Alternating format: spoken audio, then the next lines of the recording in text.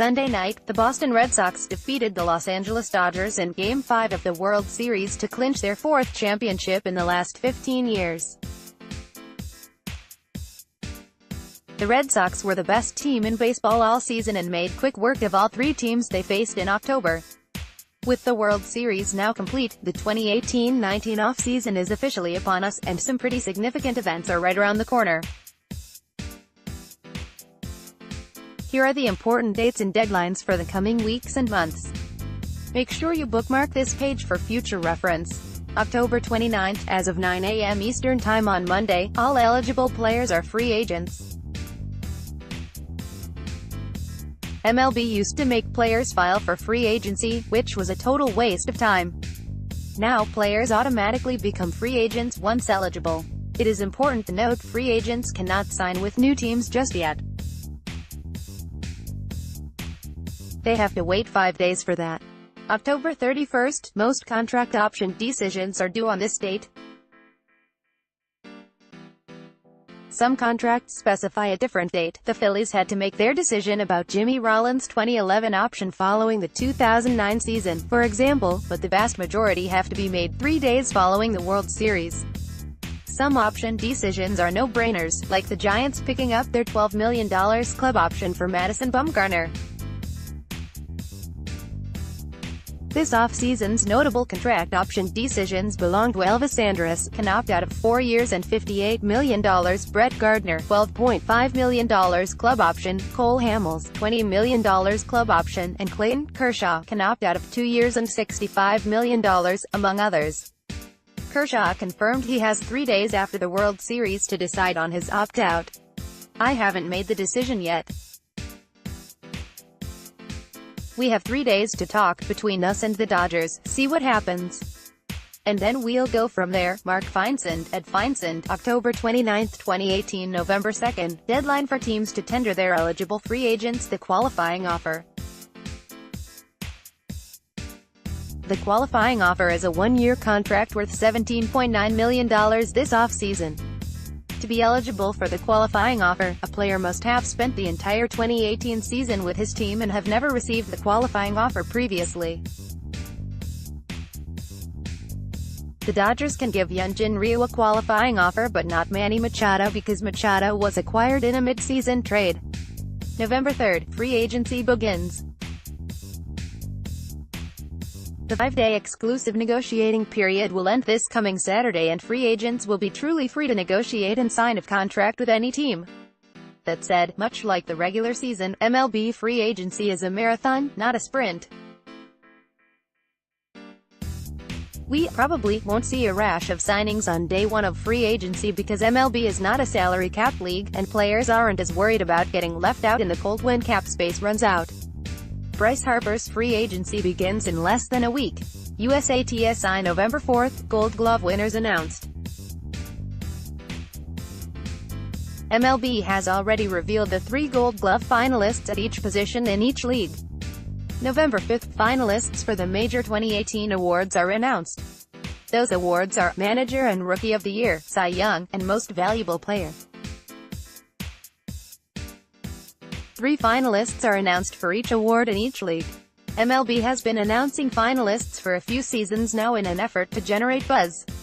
November 6 to 8, General Manager meetings in Carlsbad, California.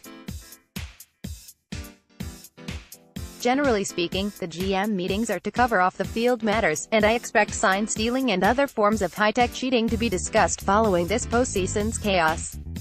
Also, when you put all 30 GMs in one place, inevitably deals get discussed and sometimes completed.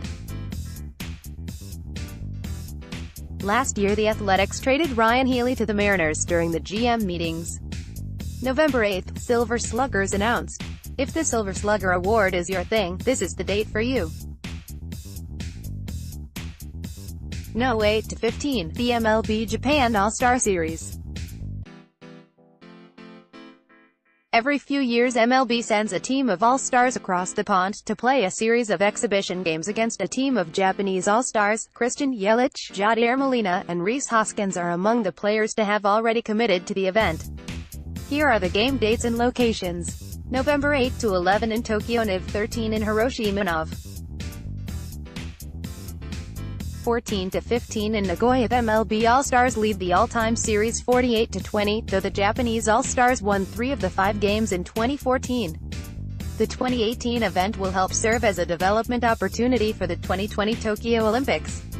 MLB Network will broadcast every MLB Japan All-Star Series game live. November 12. Deadline for free agents to accept or reject the qualifying offer. Players who accept the qualifying offer sign that 1-year, $17.9 million contract and remain with their team. Players who reject the qualifying offer are attached to draft pick compensation. Their former team receives a draft pick should they sign with a new team, and their new team has to forfeit a draft pick and international bonus money. The exact penalty depends on the team's revenue sharing and luxury tax situation. Bryce Harper, Patrick Corbin, Craig Kimbrell, and Dallas Keuchel are among the free agents who will undoubtedly receive and reject the qualifying offer to test free agency. November 12. Rookies of the Year announced. In our September voting, Braves outfielder Ronald Acuna Jr. and Angels pitcher/slugger Shohei Ohtani won the awards. November 13. Managers of the Year announced. In our September voting, Braves manager Brian Snitker and Athletics manager Bob Melvin won the awards. November 14-15. Owners' meetings in Atlanta. The owners' meetings handle off-the-field business matters. These typically aren't a big source of hot stove news. November 14. Cy Young's announced. In our September voting, Mets righty Jacob deGrom and Rays lefty Blake Snell won the awards. November 15. Most valuable players announced. In our September voting, Brewers outfielder Christian Yelich and Red Sox outfielder Mookie Betts won the awards. November 19. Comeback Players of the Year announced. In our September voting, Mets righty Zach Wheeler won the NL Award while Rays third baseman Matt Duffy and Red Sox lefty David Price tied for the AL Award. November 20. Designated Hitter of the Year announced. We did not vote on the DH of the Year award in September. I reckon J.D. Martinez is the odds-on favorite to win. November 20. Deadline for teams to add eligible minor leaguers to the 40-man roster to protect them from the Rule 5 draft.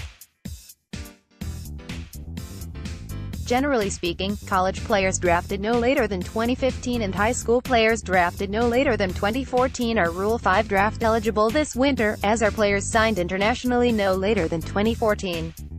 Among the notable Rule 5 draft eligible prospects this winter are Rockies shortstop Brendan Rodgers and Pirates right-hander Mitch Keller. Expect both, and many others, to be added to the 40-man roster on this date. November 26-29, MLB Players Association Executive Board meeting in Dallas.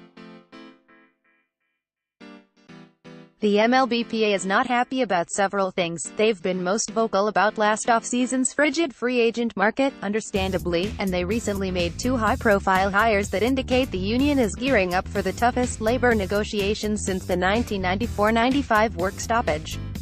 The good news? The current collective bargaining agreement does not expire until December 2021. A work stoppage is not imminent. I wouldn't call the current labor climate peaceful, however. 30. Non-tender deadline. This is the deadline for teams to offer their pre-arbitration and arbitration-eligible players a contract for 2019. They don't have to sign them just yet, but they do have to offer a contract. Players who do not receive a contract offer and considered non-tendered, and thus become free agents. Several notable players are non-tendered every offseason as teams decide their salary outweighs their performance, and the trade market turns up nothing exciting. Jared Hughes and Drew Smyly were among last year's non-tendered players. December 9-13, winter meetings in Las Vegas. This is typically when all offseason hell breaks loose. The winter meetings are the busiest week of the offseason, if not with big trades and free agent signings, then with gobs of rumors. It is 4 days, well, 3 days, really, since everyone heads home the last day of non-stop hot stove action. Historically, the biggest moves of the offseason are consummated at the winter meetings. GMs can talk face-to-face with agents and other GMs to get things done. The winter meetings are the craziest week of the off-season. USATSI Deck. 9. Today's Game Committee Hall of Fame announcement. A few years ago, the Hall of Fame replaced the old Veterans Committee with 4 new Eras committees that meet every few years. The 4 new committees: Early Baseball, 1871 to 1948, Golden Days, 1950 to 69, Modern Baseball, 1970 to 87, and Today's Game, 1988 to present. The Today's Game Committee will meet this year at the winter meetings to vote on eligible players. The folks at Hall of Stats came up with some potential candidates for consideration by the Today's Game Committee. December 13, Rule 5 Draft.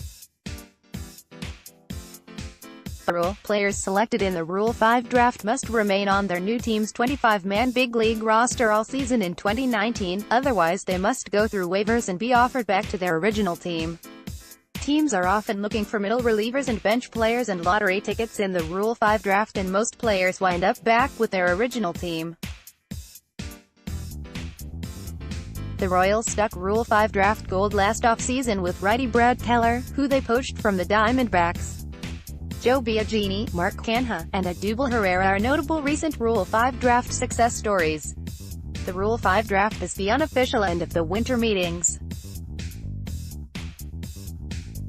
Everyone packs up and heads home after that. January 11th, deadline for teams and arbitration-eligible players to submit 2019 salary figures. The player files what he believes he should be paid in 2019, while the team counters with that they believe the player should be paid in 2019. It is important to note the two sides can still agree to a contract of any size even after filing salary figures. The vast majority of arbitration-eligible players agree to a contract before filing salary figures. Matt Swartz and MLB Trade Rumors released salary arbitration projections earlier this month. Their model has proven to be quite accurate over the years.